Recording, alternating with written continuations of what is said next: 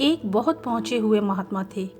उनके भक्त रोज सत्संग सुनने उनके पास जाते थे और अपनी परेशानियां उनको बताते थे। बीती बातों को याद करके दुखी होते बाबा उनकी परेशानियों को ध्यान से सुनते और सभी को परेशानियों का हल बताते और एक बात हमेशा कहते, अपने आप को काम में व्यस्त रखो और संयम रखो, ध्यान करो। इस तरह कुछ दिन तो आराम से चलता, लेकिन कुछ दिनों के बाद जब बाबा उनकी खैर खबर लेते तो वो लोग वापस उन्हीं परेशानियों को दोहराते।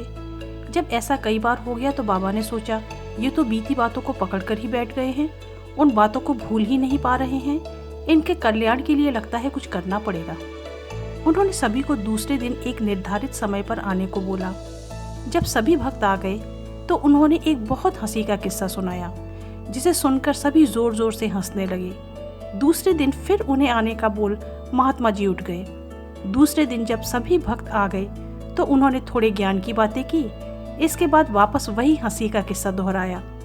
इस बार लोग बस मुस्कुराए। महात्मा उन्हें फिर अगले दिन आने का बोलकर चले गए। अगले दिन जब सब आ गए तो उन्होंने सत्संग शुरू किया और फिर वही हंसी का किस्सा सुनाया, पर आज न कोई हंसा न मुस्कुराया।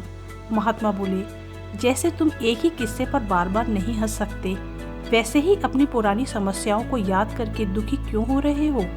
बीती बातों को यूं दिल से लगाए रखोगे तो जीवन में कभी भी शांति नहीं मिलेगी, हर दिन उदासी में गुजरेगा। महात्मा ने सामने बहती हुई नदी की तरफ इशारा करके बोला, इस जल को देखो, जीवन बिल्कुल इस बहते हुए जल की तरह सतत प्रवाहित होना चाहिए। दुखी विचार जल में पड़े उस विशाल पत्थर की तरह होते हैं जो जल के प्रवाह को रोकते हैं, उसकी गति को धीमा करते हैं। ऐसे ही नकारात्मक विचार हमारे मन में सतत चलने वाले सकारात्मक विचारों में बाधा उत्पन्न करते हैं और हमारे अंदर की ऊर्जा कम होने लगती है और मन पत्थर की तरह भारी लगता है। किसी काम में मन नहीं लगता और हमेशा ऐसा लगता है जैसे दिल पर कोई भारी बोझ सा है। ये सब कुछ तो जीवन चक्र में चलता ही रहता है। तो बीते हुए सुखद अनुभवों को याद करो, जिससे मन तरोताजा रहे और दिमाग रचनात्मक कार्यों में लगे। जीवन अप्रत्याशित है तो इसके एक एक पल का उपभोग खुशी से करो। दुखद घटनाएं हमारे जीवन को बेहतर बनाने का अनुभव देती हैं, ना कि जीवन भर दुखी रहने का।